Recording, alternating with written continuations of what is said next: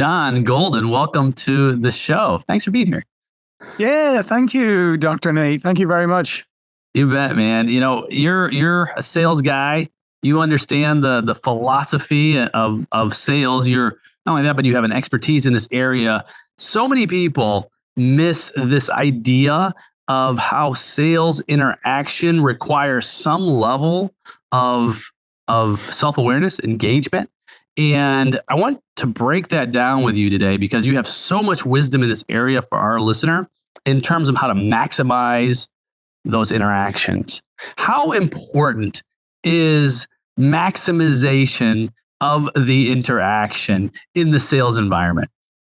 Oh, I think it is the most important part because every moment you have to interact with a prospect or a customer, you have an opportunity to reinforce, not just what the product or service you're trying to sell, but the experience of dealing with you. Because today, that whole kind of customer experience is so critically important, and we measure it by every single interaction we have, regardless of who it is with or what stage of the journey it's with. So, which part of the journey it's at.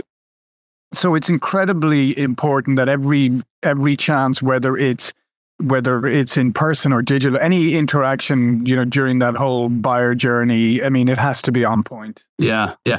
I've heard it said like this, the touch point, every touch point must be consistent. Yes. And us as, consumers, air quotes, whether it's consciously or subconsciously, we're always driven for utility. We're driven for value, and that value is generally measured by the quality of our perceived experience. Absolutely. And I think that's the thing that's undoing a lot of people now is that whole idea of like a consistent experience, because there are so many different touch points today and so many different ways in which consumers or prospects or customers interact with us and our brand, that you have to be on top of it. Because unfortunately, as you know, Nate, I mean, human nature being what it is, we always default to our worst experience, right? We don't default to the best one. I always use the airline example. You can get to the airport, check in, everything's smooth, have a great flight, all of that, everything's perfect, and then your bags are delayed 10, 15 minutes coming off, and there's no announcements, and people say, "How was your journey?" And you say, "Oh, it was terrible." Even though it really wasn't. You had a bit of a bad experience at the end, but that's how we are as humans. So that's why every link in that customer experience chain is critical.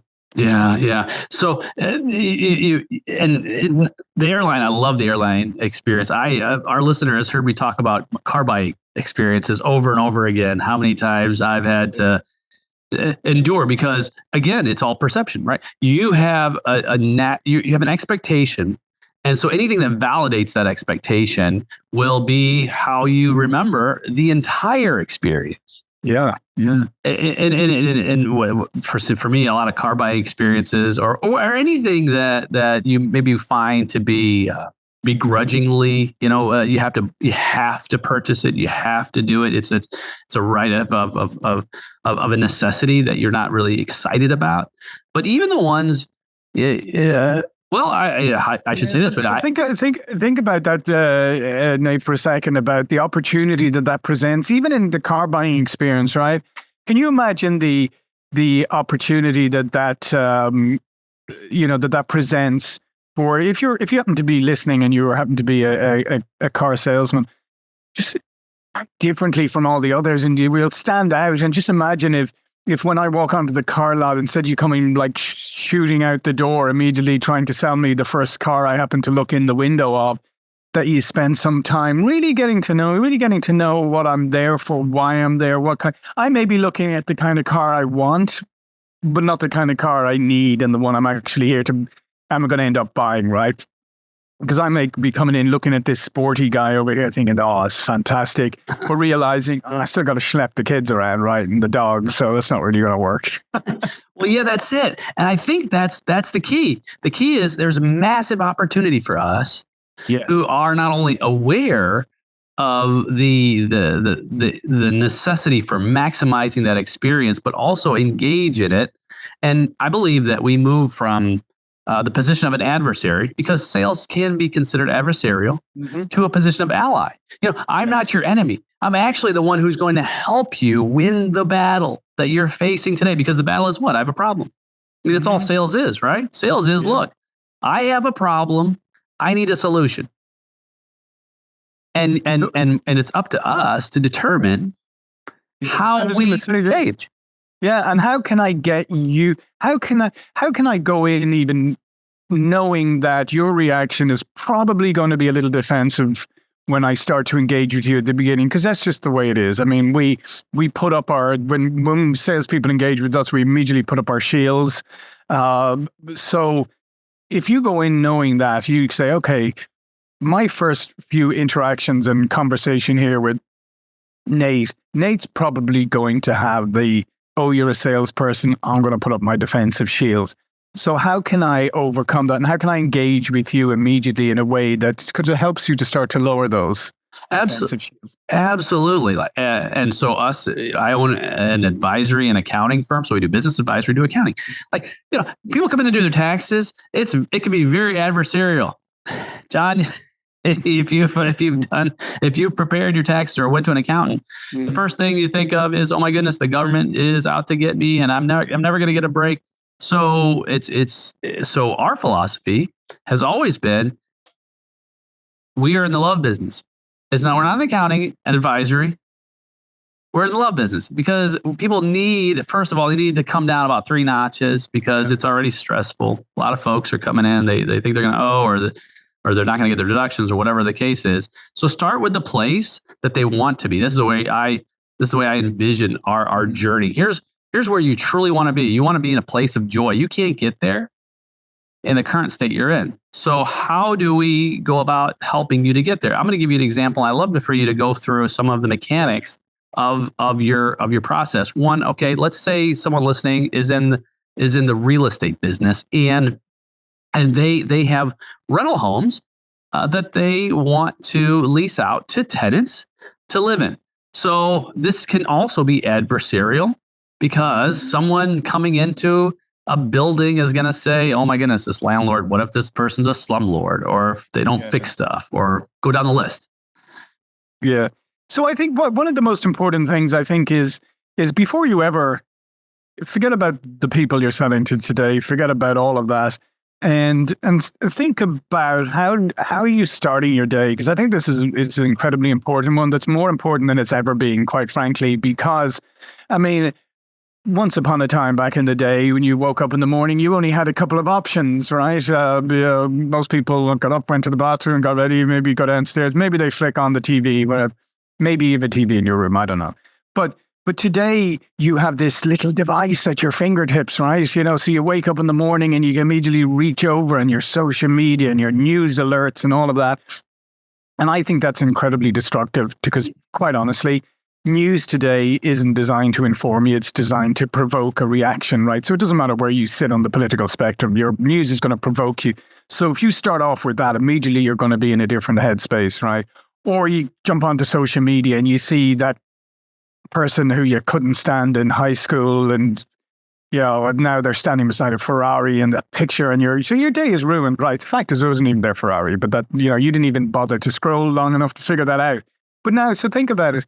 How long are you awake now? Probably like 20 minutes, half an hour. You drink your coffee. You're already in a bad space.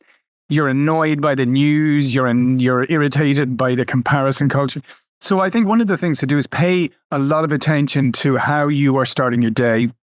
If you have a really important day, if you're out, you're a realtor, you're out to do all these calls, think about it. Okay, I'm not going to look at the news. I'm not going to look at social media.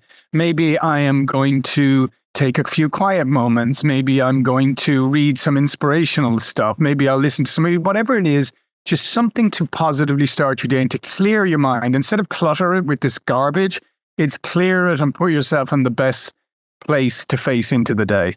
God, we really just scroll right past that part, John, don't we? We really scroll right into, oh my goodness, what are all these things I have to do today? Instead of starting at a place of peace, place where we can frame our day, and also the stimuli that's coming in that's helping us to make the decisions on what our countenance is going to be for that day. What a critical place to start for all of us. That's beautiful. I mean, it really is. And like I said, it's always been something that we could work on, but it's just more critical now because we're so tempted just to reach for our devices immediately. Like somebody told me the other day that, the majority of people now do that before they go to the bathroom in the morning, where it used to be like the first thing you do, you wake up, like, go to the bathroom. Now it's check your phone. And so these are just things to pay real attention to. And I think the second part to pay attention to is, okay, you get yourself set up, you've got your morning, you're good. Problem is that throughout the day, I think Psychology Today has it at 70%. 70% of our self-talk is negative on a daily basis. So you may have started off your day good, just like we said, got yourself, but now you're jumping in your car and you're headed to your calls and you're allowing there's all this chatter going on in your head, right? There's all these things. That's a great time is to acknowledge that and realize, there's going to be a lot of chatter in my head, but this is an important day today. I need to be on top of things. So maybe you, what was that?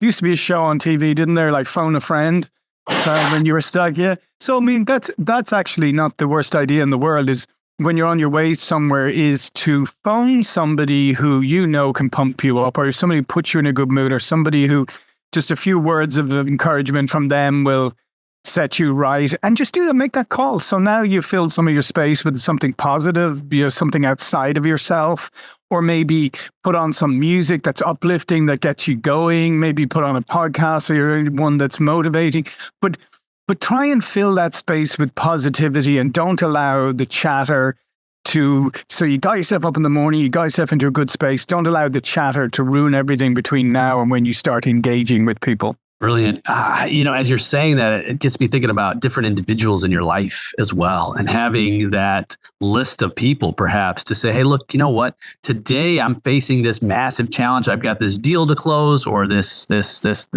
big hurdle to get over. And being in preparation for that, say, hey, you know what? I'm going to reach out to a friend who I know is very encouraging. Yeah. And get that permission for that space. Hey, look, would it be okay if I say, this week's going to be really rough for me? Would it be okay if I just reached out to you to just have a quick chat before this, and reframing my mind, my perspective, so that I go in with it with a victor's mentality rather than a victim's, if you will, mentality. Yeah. Yeah, no, that's absolutely critical. And the other part of it is we carry baggage around with us. It's unavoidable. It's who we are as human beings. So we carry a lot of baggage around with us. And that's another thing that we can consciously address. We can say, going back to your example, the realtor example, I can maybe go into this day thinking, last few months have been really bad. These things it's not going to work out. So that's the negative self-talk. But also I can start looking at it, I haven't performed that well. This market, these people, the people I'm meeting today don't look like the right profile. And before you know, you've set yourself up to have all these negative triggers. And what you need to do is you need to leave some of your baggage behind, and you just need to say, I'm not going to carry any of this negativity into this call with me. Okay, stuff didn't work out last week, last month, last year. It doesn't matter. That's done. That's gone. Let me refocus on things that have worked in the past. The only baggage I'm going to bring into this call is positive experiences and positive things I can share and help. And if you deliberately do that, if you deliberately make that, and that has to be kind of a conscious thing, you have to consciously say to yourself, I'm leaving this baggage at the door. And, and hopefully it doesn't even, I'm checking my baggage and hopefully it doesn't even make it to the destination. This is where you want your baggage to be lost. No, but that it's so critically important that you acknowledge the fact that you have baggage, you've had negative experience, you have things that could easily derail you if you allowed them to, but you're going to choose to leave them at the door. And that's the key. The key is the choice. Yes. We have that choice. And that is where we can take dominion over our thoughts. That are so critical, in this conversation of how to move into a place of maximizing the value of those interactions. And how often do we self-sabotage our own opportunities because of what we considered a past fail or a past blunder or a past error. I look at those as feedback. It's all part of the playbook, and it's helped me to identify perhaps ways to do things. Not only say, well, I just do things differently. Maybe I can do things the same way with a different context. It doesn't necessarily mean that I'm broken or that my philosophy is a failure. Maybe simply it's the type of client I've been seeking. Maybe I'm not talking about my ideal avatar. Maybe that there's a certain time of day. Have you ever heard the statistic of don't get your prison sentence before lunch? Because there's a statistic that shows that judges judge more harshly and issue longer prison sentences when they're still hungry before they've had lunch, but after lunch. And so there's different. Remind me to always bring some candy or food or something if I'm ever up in court and hand it to the judge before sentencing. Just say, Judge, just before you make your sentence here, let me give you this candy. But context makes a difference. So you're giving yourself permission to evaluate. Okay, you know what? It's not always the same scenario. It's not always going to be the same result. So I've got to go in with the confidence that this time I'm going to have a better opportunity because I know more now. Yeah. And that's that baggage, right? The baggage now. So now I'm not carrying that baggage anymore. That's the baggage. And the thing is that we can carry baggage from so far back. Like we carry a lot of baggage from childhood, from our teens, whatever.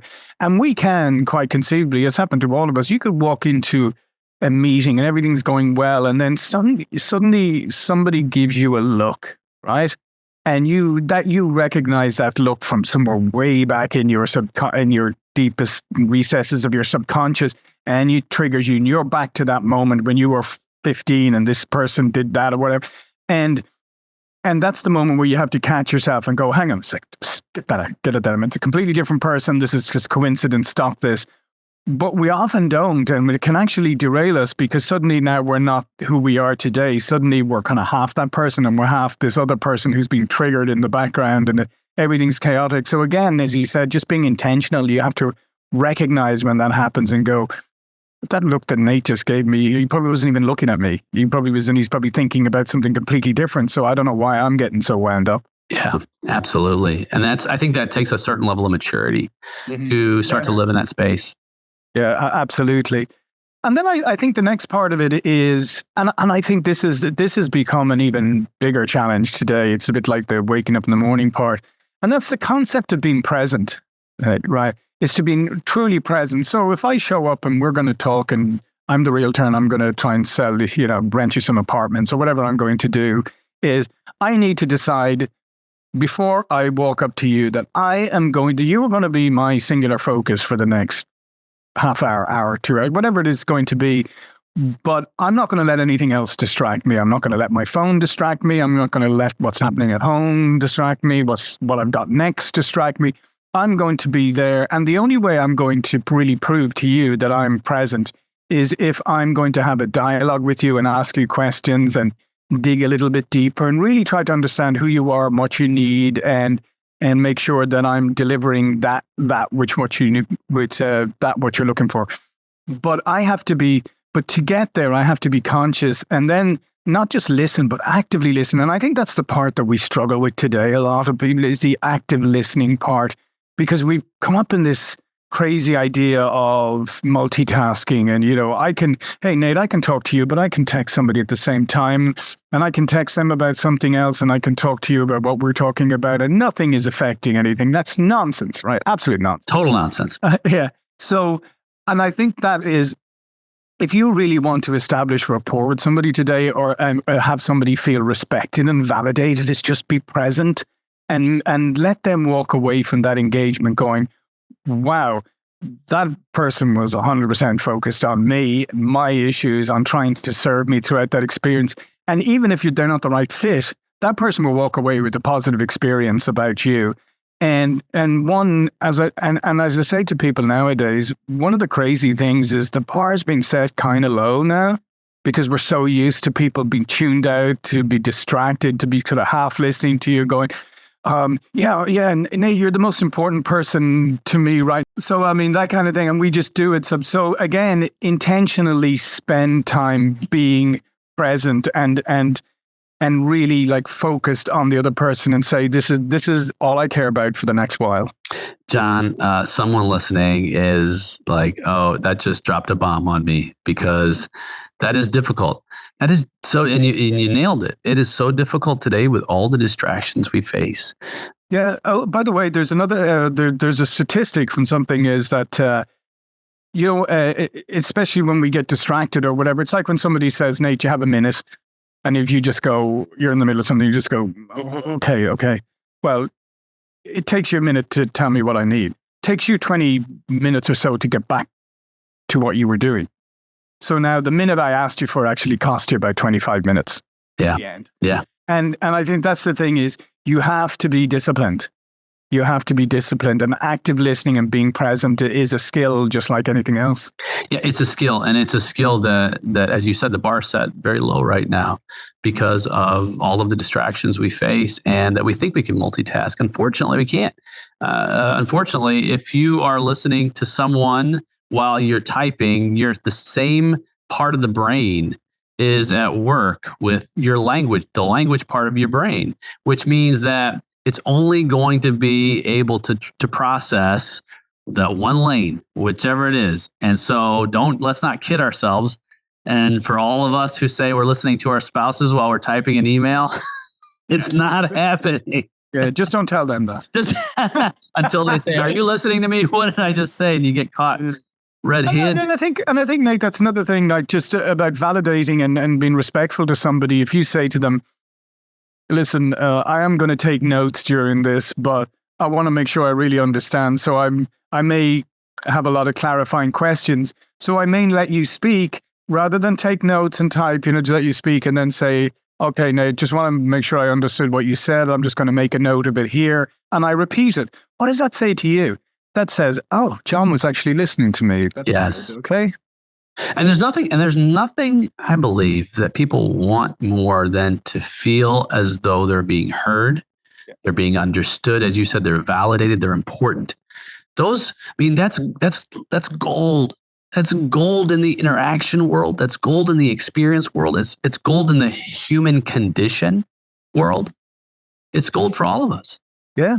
And it just takes you to focus on listening and not be so hung up on what it is you're going to say next. And that's the problem with most people, right? Most people aren't listening. Most people are half listening to what the other person is saying and, coming up and configuring their own response at the same time. So again, you've got to split focus because I'm not really listening to you. I'm half listening to you, but I'm half thinking of how do I sound clever afterwards.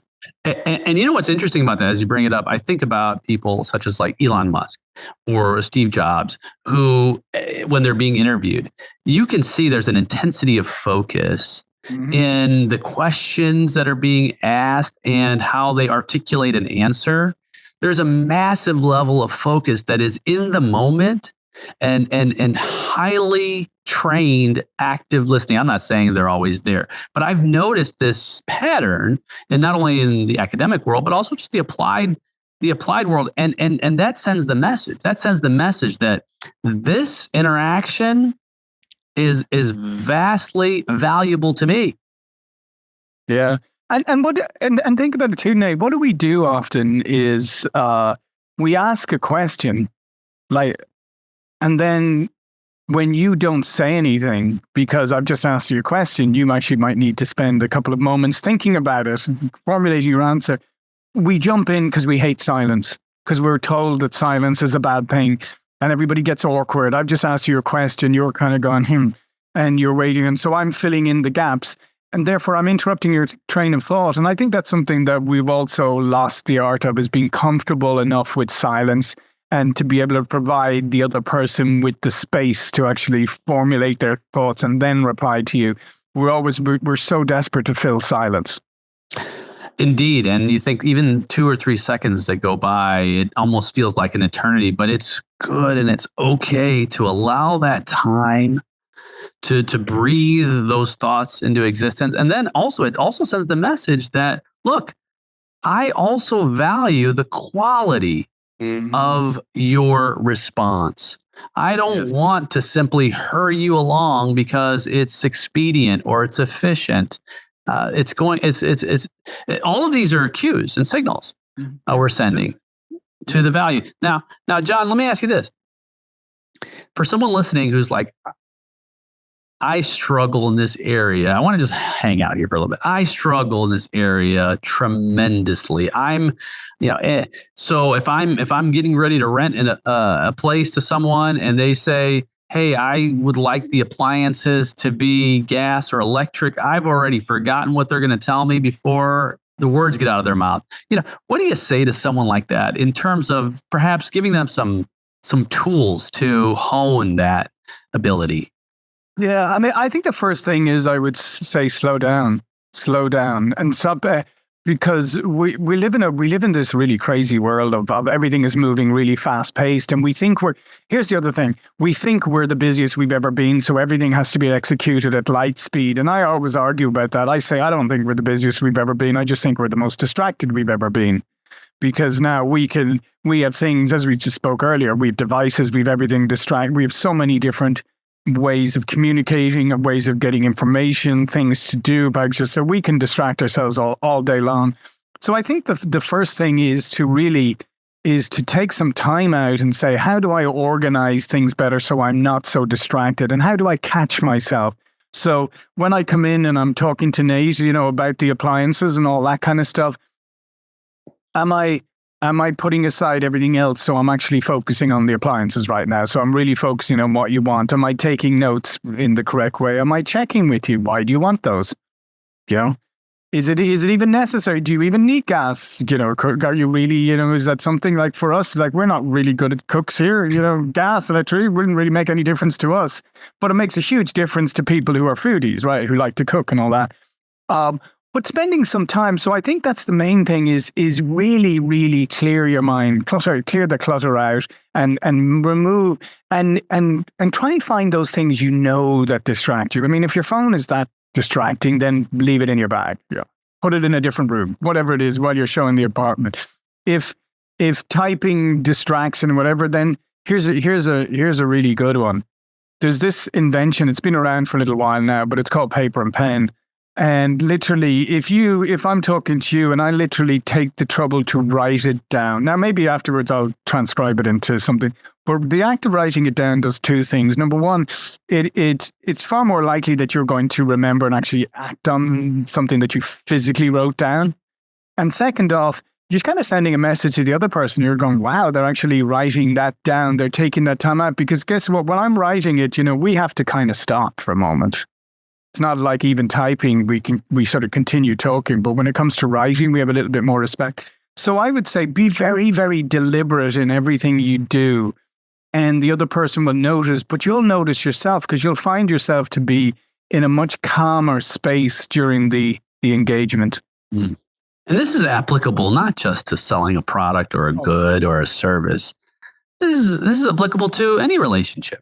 Yeah. And to be honest, any role in the business, because when people think, you're always selling, regardless whether you may think you're sitting in product development, whatever, it doesn't matter. You're still interpreting, negotiating, you're, bringing in your ideas, you're coming up with, rarely nowadays does somebody just come in and dictate everything that people do. It's much more of a collaborative effort. So, I think whenever you do anything, if you make a conscious effort to unclutter and to focus on what you're doing at the particular moment, I think you'll find life gets a little less hectic seeming. That's good. That's good. This is liquid gold for so many who, including myself, who live in a world, as you said, that it's not necessarily we're busier. I love that you shared that we are more distracted. I mean, people have been busy for thousands of years. In fact, you can always find ways to make yourself busy. If that's a disease that we've had. Let's face it, in corporate, probably throughout the world now. But this idea of the busier you are, the more productive, the more important you are, the better you are. Like just look busy, but don't be effective. Be effective, yeah. And here's my philosophy: to do less and give more my best. That's a tough one, but it's so enriching in our world today to just, it's okay. It's okay. And it's okay too to focus on things that you're good at and find a way to accentuate the things that you're good at. Because again, we live in this crazy world where we focus so much on this, it's like when you get into performance reviews at work, this is why I always hated them, because it's like, people go, hey, Nate, here's 2 things you did really well last year. Now here's 52 things for you to work on next year. Because we love to focus in on instead of going, hey, Nate, you're really good at these 2 things. You're pretty much not great at these other things. So what I'm going to do is I'm going to figure out how I can orient a job to focus more on the things that you're really good at. And I'm going to get rid of the things that you're no good at. Because guess what? It's a waste of time and effort for me to make you good at things that either you're not good at, things you don't want to be good at, and things you're never going to be good at. Yeah, that's focusing on the genius zone. I love that, and I ascribe to that same philosophy of focusing on where you are a 7, 8, a 9, or a 10, and let's magnify that. I mean, think about it. I mean, if you think about even in sales, or maybe you're a fantastic door opener, you are great. You can get in the door, you can build relationships and all of that. But when it comes to actually progressing and closing the sale and moving on, you're not that great at that. So maybe you need to be paired with somebody who is not the greatest door opener, but boy, once you've got a relationship established or whatever, they are great at moving very methodically through the rest of the process. Now you got the best of both worlds. Absolutely. And that's a great conversation piece to segue into around the value of the interaction is also incumbent and dependent on your own skills and your genius. And are you working and living in that genius, whether it's with your employer, whether it's simply in your role in the organization, and as leaders, for us in the leadership perspective, are we setting people up for success? Yeah. And like I said, I would agree. I would say that a lot of times we're not, because we obsess on the idea of fixing things as opposed to accentuating them, as opposed to looking at all, the people in your organization or whatever and saying, okay, here's the core strengths. And now I'm going to, and the beauty is nowadays, isn't it? We've kicked traditional structures out the window. I mean, you can construct a business today pretty much any way you want to, right? So those days of these top heavy and hierarchical and layers of middle management, all that nonsense is gone. And we're able to operate in more matrix fashion because the skill sets, there are things, nobody can know everything. And some of the things are so specific now is that you need to have experts everywhere. So in order to do that, then you just need to construct the way you operate differently so that you can take advantage of all of these things. And I think that's the most important thing is to get away from that idea of fixing problems all the time, but looking at how do I construct something that really elevates the strengths. And that for me is the key part, whether that's in your people or how your people are organized. And then again, I think there's another challenge for leadership too, Nate, as you know, we have 5, I think somebody even said 6, but we have certainly 5 generations in the workplace right now, apparently. First time ever. And we have more people working remote. We have more contract workers. You can hire people from all over the globe through Upwork, whatever it is. So the biggest challenge for me today is with the organizations is how do you effectively communicate and keep all of those people engaged within your organization? And that does require you at times to communicate differently to different audiences. And I think that's probably the biggest challenge we have today, Nate, is that with all these generations and in the workforce and just all the different choices people have on how they communicate and how they interact today, that you have to really understand that a one size fits all communication that we used to love, none of that works anymore. You have to target it to your audience internally before you even target it externally. Indeed, yeah. The adaptation that's necessary in the leadership space applies to not only the external stakeholder, but the internal stakeholder as well. And again, this is not just in the business world. This could be with my spouse, with my children, with my siblings, with my community. all of these different aspects of the human interaction apply in the same vernacular, the same way that we are describing this. And how much more intentionally valuable is it? What kind of message are we sending when we say, hey, look, I want the best for you? And not just because I say it, but because I authentically desire it. What does that say? Yeah, you see, that's a completely different approach than I'm going to check on if you're doing your job according to whatever metrics we set out from the beginning. No, if you're saying like, I want to make you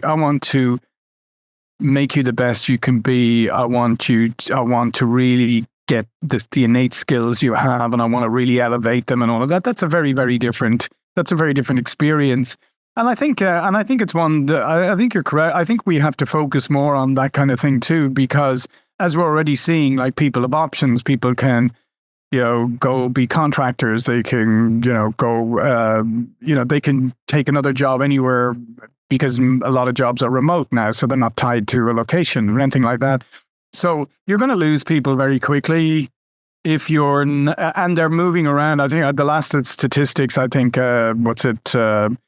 Generation Y or whatever it is, or millennials, whatever, are like 12 months or 12 to 14 months in a job now. I mean, do you remember we used to look at resumes and go, oh yeah, this person jumped job every 2 to 3 years. That's a red flag, right?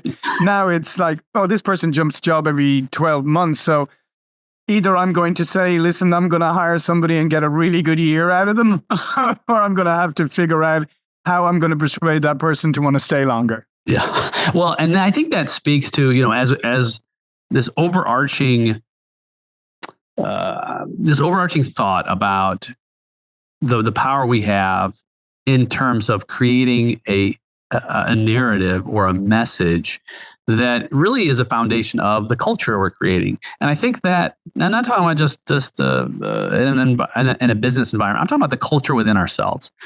We are a brand. You are a brand. I'm a brand. And and our brand is a representation of our reputation. That's what creates our brand, and our reputation is a representation of our values, right? What's important to us, because what's important to us is what we pursue, and what we pursue ends up becoming our reputation. If I pursue excellence in service, then I achieve that, then that becomes, I develop a reputation for that. If I pursue mediocrity, I'm also going to develop a reputation for that. And I believe in the quality of these interactions. We can raise the bar, raise the standard, as you say, the bar's set pretty low right now. Raise the standard in our own lives of what we expect from ourselves in terms of the values, the reputation, and ultimately the brand we become, that becomes much more attractive in all environments, not just the workplace, not just at home, not just our community, everywhere. But you know where it becomes most attractive, John, I believe, is within us. Going back to the original moments of our conversation is when we get up in the morning that we're excited about this day, because we're excited about the contribution and the significance we can make in it. And I just think one other thing, Nate, again, that will set you apart today, and it's unfortunate that it will, but it will, is if you are very deliberate in your communications, like if you are polite, maybe if I don't know you already, maybe I'm a little more formal. Nobody will ever ding you for being polite and formal and professional, right? Now, they're definitely for the opposite. But however, some people seem to default into that. Never heard from you, never heard from you before, don't know who you are, yet you're addressing me like I'm your long lost buddy, right? I just think that's another, I think people notice that now. People notice when people are more professional, more polite. And if that's the reputation you get for being really, really polite, really interested, you're very professional. Wow, who doesn't want to deal with somebody like that? And yes, we're getting the opposite all the time now, and people are thinking, here's what I'm going to do. I'm going to be the funny one, so I'm going to send let me send you a funny thing. We don't even know each other. And I'd be like, this is garbage. This is lame. Like, leave me alone. Stop it already. You are now putting me. For me, when I receive something like that, you're now saying, oh, so that's what you think of my intellect level here, that you think some corny joke is going to get me to go, oh, okay, press hello. Yeah, buy your product, right? Yeah.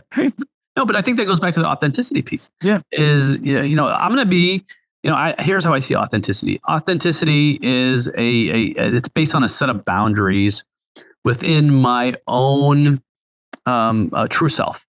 And within those boundaries, I have plenty of room to navigate. In other words, if I want to be funny and witty with John because I think that he likes humor, I'm going to do that within the realm of my own boundaries of authentically me, which is I don't think I'm the funniest guy on the planet. So essentially what I'm going to say is, John, I don't tell the best jokes, but here's one for you. Right. That is authentically me. And you'll say, Nate, hey, thanks for trying, and thanks for qualifying it, because it was a dad joke. I say, I'll tell a lot of dad jokes because that's a good way to say it's probably not funny, but it's a term of endearment. Plus what it sends the message is it says, John, I understand some of the things that you find attractive and enjoyable, but I'm going to tell you right now that I have a limited capacity to meet that in the way that maximizes your enjoyment there. And you know what that does for you?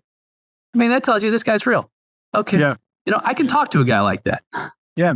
Yeah. No, I think the authenticity piece is incredibly important. Like I always quote Oscar Wilde, who said, like, be yourself because everybody else is taken.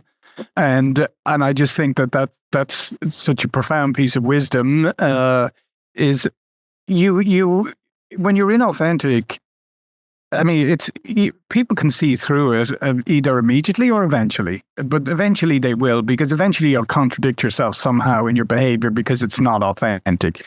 If you start out being authentic from the get-go, yeah, you may think, oh, well, maybe this isn't the best approach to this situation. Maybe I need to like pretend I'm a little bit more like this, but it never really works. So I would say, like, really, I mean, unless you're a terrible person, embrace who you are, right? And if you're a terrible person, go find some way to fix that, right? But the fact is, most people aren't. So be yourself, and you'd be surprised how people react to your authentic self. I mean, that's the other part too, is particularly as I think a lot of people have grown up in work, feeling like they needed to adopt a persona, right? A persona when they walk through the door of work, and I think that's how a lot of people have grown up, and I think, for a lot of people who've been around a while, kind of reverting to authenticity seems quite daunting in many ways, but it's also very liberating. So that's what I would say to people is be your true self, because that's who I'm going to ultimately connect with. Because if I'm connecting with somebody who's not real, that connection's not going to work long run. Yeah. I think when you mix authenticity with the kind of care that is not only courageous but transparent, it can create that sort of dynamic that does create the maximization of the experience through these interactions. In other words, tell people what you can do and what you can't do. Yeah. Just let the cards lay out. And hey, you know what? I love the way doctors put it. And doctors are the best at sales, because what they do is they tell you, look, if you do this, you could die. If you do this, you could live. What would you like to do? It's just, well, I'd like to go the life route. Okay. Well, I can't guarantee you're going to live, but here's the odds, right? There's a lot of authenticity in that. Yeah. What I always like too about is experts, right? Doctor's a good example. You go to a doctor. I have greater trust in a doctor if I ask him a question and he tells me he doesn't know the answer, or he or she, whatever. That for me that's very credentialing, because if I'm engaging with an expert and I ask them and they genuinely say, I don't know the answer to that, I can certainly find it out for you, then I know that's a real expert. That's not somebody who's faking, because you can't know everything to begin with. But also you're exhibiting some humility there. You're not saying, I know everything about everything. I'm the doctor here. I know everything. You're going, I know a lot, but there's things that I don't know. Therefore, I trust you more as that person than I do as the all-knowing, all-seeing. Good point. That's a really good point. Same thing we'd say in accounting. Is if someone just says, hey, that's an easy answer every time you ask them when it comes to some complex tax strategy, run, because there are no easy answers, and there is you're right. There's a humility that comes aside that, I don't have an answer for that. But here's what we're going to do to see how we can solve that problem. So we can get that question answered. Call some colleagues in, do some research, right? You're right. That's a place where you say, okay, you're someone who I can trust isn't going to just give me an answer because it makes them look good. Yeah. And just the final thing I would say, Nate, to round out everything that we were talking about before is this, is at the end of the day, like, authenticity also means like doing what you say you'll do, right? And as we talked about, consistent, because I think the other part is the follow up afterwards, right? Is own that last impression, own your lasting impression, not even your last impression, but your lasting impression. So if I say I'm going to get back to you with something tomorrow, and it turns out that I can't get it to you tomorrow, take the time to go text Nate. Sorry, Nate, I know I said I'd have that for you today. Unfortunately, it's delayed to tomorrow. That is a lot different than me coming tomorrow. You're expecting it, doesn't come. The next day it comes, but you were expecting it yesterday. So you were kind of, he was supposed to send that. So yeah, you got it the next day. No big deal. It's 24-hour different, but it has diminished slightly your thoughts about me because I didn't do exactly what I was going to say. And I didn't. And circumstances change, but I didn't take the time out or didn't show you the respect to communicate that to you. I just assumed that you'd be okay. Brilliant. Own the lasting impression. That just might be the title of this episode, my friend. It is so true to do that. Have the communication. Don't wait. As you rightly said, I just had this happen with me with a package that I thought was going to be here. Didn't come on time. I was supposed to get it and send it to someone else. And I had to have the communications like it was supposed to be here. This didn't happen. But the person I was speaking with was so thankful that I kept them in the loop. And that lasting impression now is in a much better place than it would have been had I went and hid somewhere and waited.